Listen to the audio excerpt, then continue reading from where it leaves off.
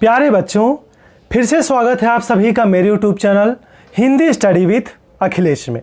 आशा करता हूं कि आप सभी स्वस्थ होंगे। बच्चों, आज की चर्चा का विषय है क्षितिज भाग 1 काव्यखंड पाठ 11। पाठ का नाम है सवये, कवि हैं रसखान जी। आइए सबसे पहले इसका हम शब्दार्थ देख लेते हैं।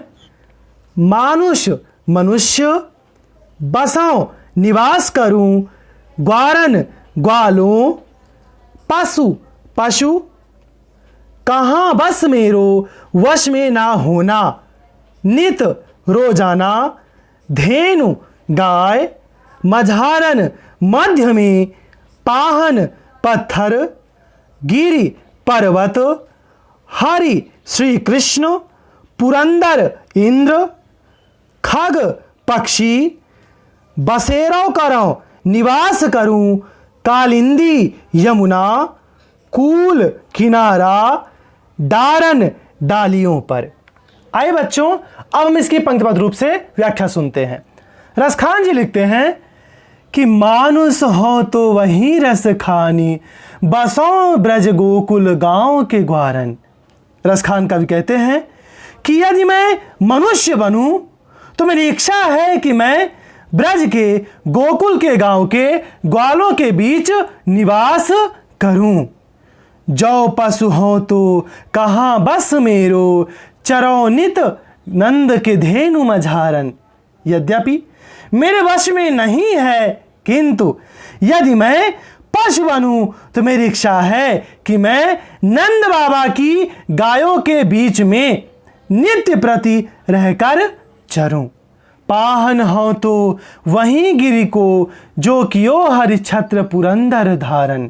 यदि मैं पत्थर बनूं तो उसी गोवर्धन पर्वत का, जिसे भगवान श्री कृष्ण ने इंद्र से ब्रजवासियों की रक्षा के लिए अपनी उंगली में छत्र के रूप में धारण किया था।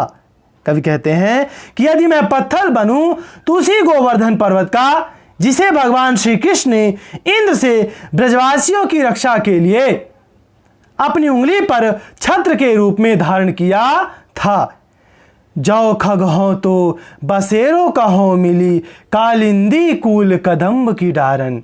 कवि कहते हैं कि मेरी इच्छा है कि यदि मैं पक्षी बनूं तो यमुना नदी के किनारे के कदम्ब की डाल पर ही निवास करूं। कवि कहते हैं कि मेरी इच्छा है कि यदि मैं पक्षी बनूं तो यमुना नदी के किनारे के कदम्ब की डाल पर ही निवास करूं। आइए बच्चों, अब हम इसका संकेत देख लेते हैं। सबसे पहले पद के प्रारंभ के 2 शब्द अर्थात मानुष हो, इसके बाद पद के अंतिम 2 शब्द की डारन। मानुष हो डैश लगाने के बाद की डारन। इसका संदर्भ क्या होगा?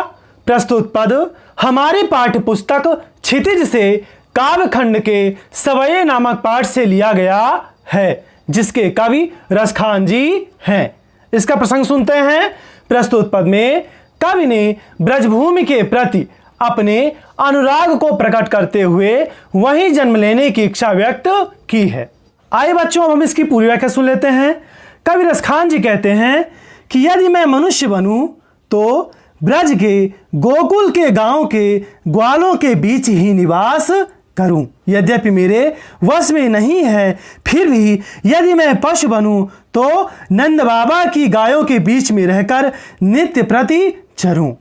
यदि मैं पत्थर बनूं तो उसी गोवर्धन पर्वत का, जिसे भगवान श्री कृष्ण ने इंद्र से ब्रजवासियों की रक्षा के लिए अपनी उंगली पर छत्र के रूप में धारण किया था।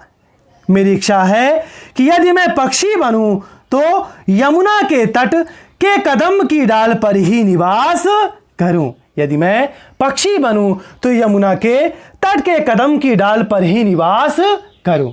आइए बच्चों, अब हम अगले पद की व्याख्या देख लेते हैं। सबसे पहले इसका हम शब्दार्थ सुनेंगे। लकुटी लाठी, अरु और तामरिया कंबल, तिहू तीनों, पुर लोक, तज डारों त्याग दूंगा, आठों आठों, नवो नौ, बिसारों भुला दूंगा, कबौ कभी, तड़ाग तालाब निहारों देखूं, कोटिक करोड़ों, कलधौत के धाम सोने चांदी के महल, करील ब्रज में पाई जाने वाली एक कांटेदार झाड़ी, वारों न्योछावर करता हूं। आइए अब हम इसकी पंक्तिबद्ध रूप से व्याख्या सुनते हैं। कवि रसखान जी लिखते हैं कि या लकुटी अरु कामरिया पर, राजती हूं पुर को तज डारों। भगवान श्री कृष्ण की इस लाठी और कंबल पर मैं तीनों लोकों के राज सिंहासन का भी त्याग कर दूं। भगवान श्री कृष्ण की इस लाठी और कंबल पर मैं तीनों लोकों के राज सिंहासन का भी त्याग कर दूं। आठों सिद्धि नवों निधि के सुख, नंद की गाय चराए बिसारों। जो सुख नंद बाबा की गायों को चराने से प्राप्त होता है, उस सुख के समक्ष आठों सिद्धियों और नवों निधियों के सुख को भी मैं भुला दूं। जो सुख नंद बाबा की गायों को चराने से प्राप्त होता है, उस सुख के समक्ष मैं आठों सिद्धियों और नवों निधियों के सुख को भी भुला दूं। रस खान कबो इन आखिन सो, ब्रज के बन बाग तड़ाग निहारो। रस खान कवि कहते हैं कि मेरी इच्छा है कि मैं कभी इन आंखों से ब्रज के वन, बाग और तालाबों को देख सकूं। रस खान कवि कहते हैं कि मेरी इच्छा है कि मैं कभी इन आंखों से ब्रज के वन, बाग और तालाबों को देख सकूं। कोटिक है कल धोत के धाम, करील के कुंजन ऊपर वारों। आनंद प्रदान करने वाले करील के कुंजों पर मैं करोड़ों कल धोत के धाम सोने और चांदी के महलों को न्योछावर कर दूं।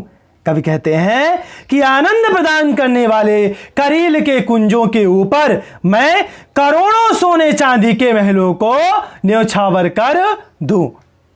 आइए बच्चों, अब हम इसका संकेत देख लेते हैं। संकेत कैसे लिखेंगे? या लकुटी डैश लगाने के बाद ऊपर वारों। या लकुटी डैश लगाने के बाद ऊपर वारों। इसका संदर्भ पहले वाले पद की तरह है, अर्थात पूर्वत ही रहेगा। प्रसंग बदल जाएगा। प्रसंग सुनते हैं। प्रस्तुत पद में कवि ने भगवान श्री कृष्ण और ब्रजभूमि के प्रति अपने समर्पण भाव को व्यक्त किया है। आइए अब हम इसकी पूरी व्याख्या सुन लेते हैं। कवि कहते हैं कि भगवान श्री कृष्ण की इस लाठी और कंबल पर मैं तीनों लोकों के राज सिंहासन का भी त्याग कर दूं। जो सुख नंद बाबा की गायों को चराने से प्राप्त होता है, उस सुख के समक्ष मैं आठों सिद्धियों और नवों निधियों के सुख को भी भुला दूं। रस खान कवि कहते हैं कि मेरी इच्छा है कि मैं अपनी आंखों से ब्रज के वन, बाग और तालाबों को देख सकूं।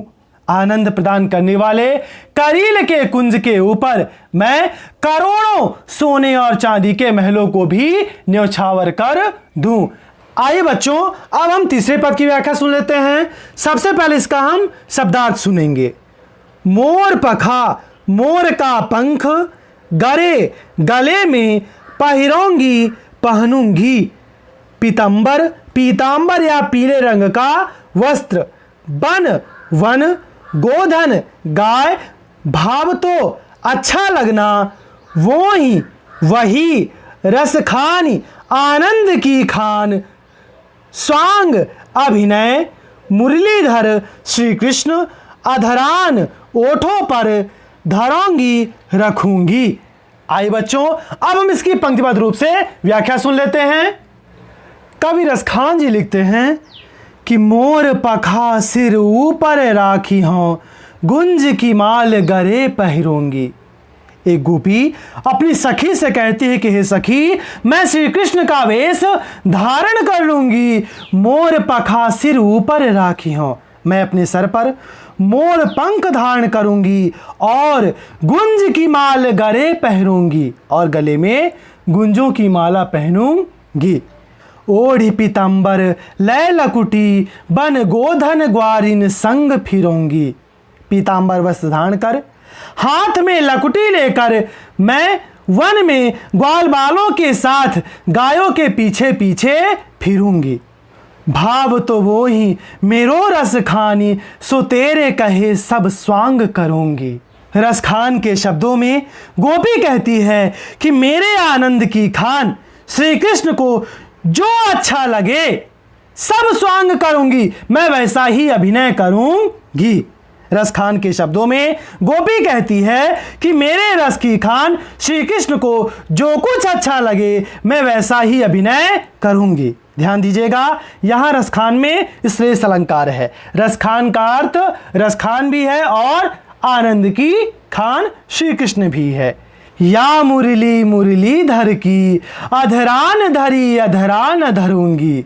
लेकिन इस मुरली को जिसे श्री कृष्ण ने अधरान धरी अपने ओठों पर धारण किया था, अधरान धरूंगी, उसे मैं अपने ओठों पर नहीं रखूंगी। लेकिन इस मुरली को जिसे श्री कृष्ण ने अपने ओठों पर धारण किया था, उसे मैं अपने ओठों पर नहीं रखूंगी। आइए बच्चों, अब हम इसका संकेत देख लेते हैं। संकेत कैसे लिखेंगे? सबसे पहले प्रारंभ के दो शब्द अर्थात मोर पखा सिर, इसके बाद पद के अंतिम दो शब्द ना धरूंगी। मोर पखा सिर डैश लगाने के बाद ना धरूंगी।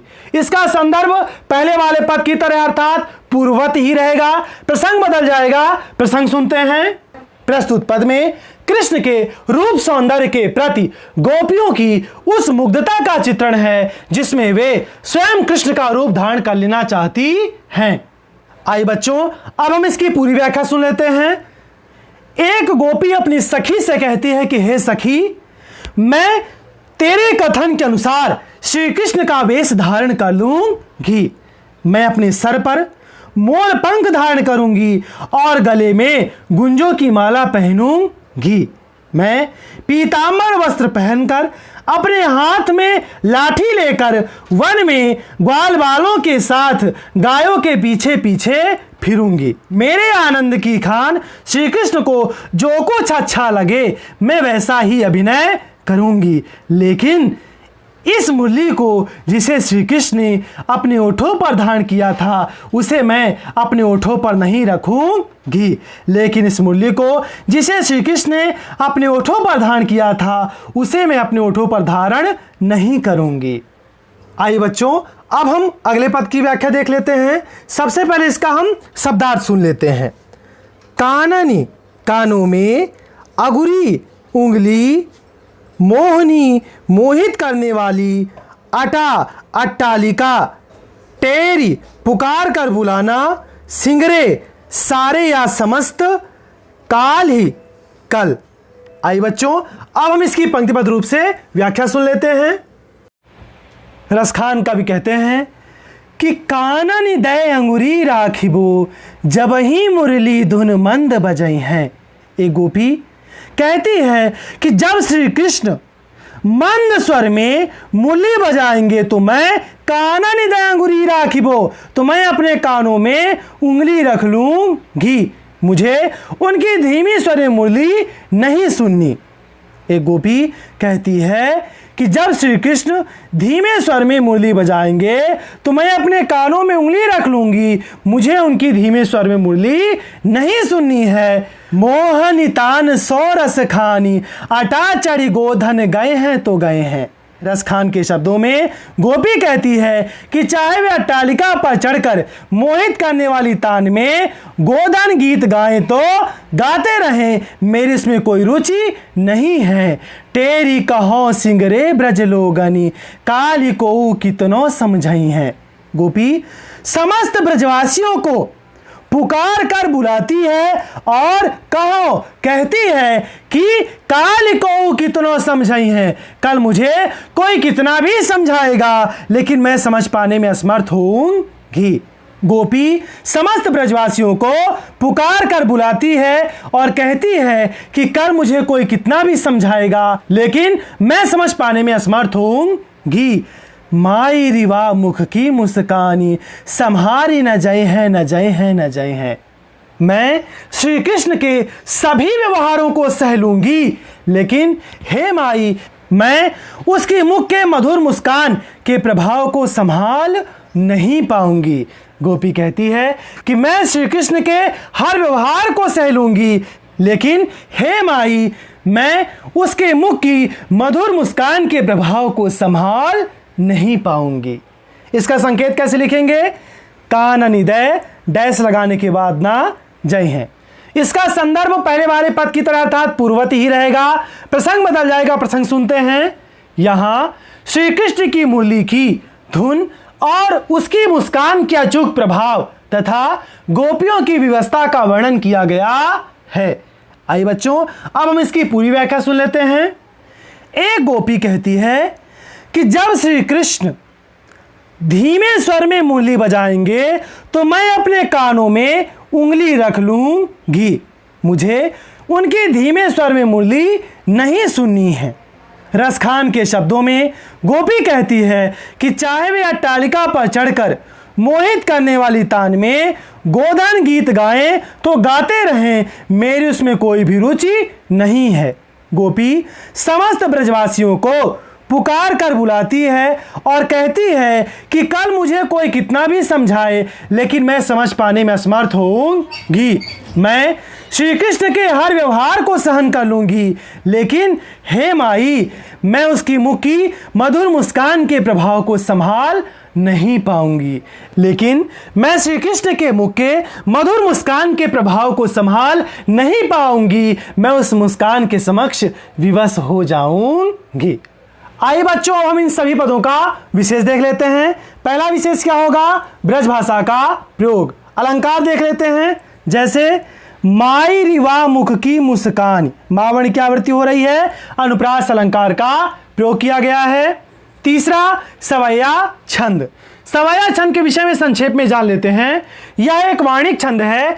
इसमें 23 या 24 वर्ण होते हैं। बहुत बहुत धन्यवाद आप सभी का। आशा करता हूं कि आप सभी को मेरा आज का वीडियो पसंद आया होगा। अगर आपको ये वीडियो पसंद है तो मेरे इस वीडियो को लाइक करिए, मेरे चैनल को सब्सक्राइब करिए। मिलते हैं हम अगले वीडियो में। तब तक के लिए आप सभी को राम राम।